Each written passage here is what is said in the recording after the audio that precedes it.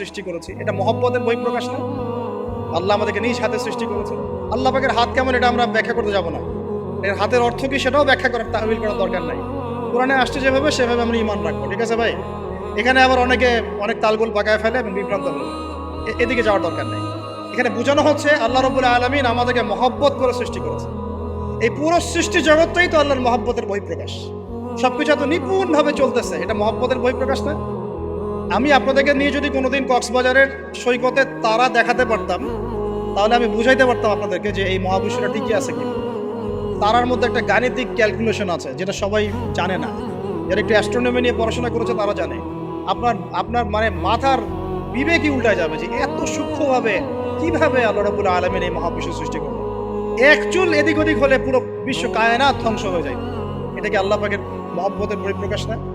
আল্লাহ পাক তো বরং বলেছেন পুরো সৃষ্টি পরিবারটাই আল্লাহর আহাল।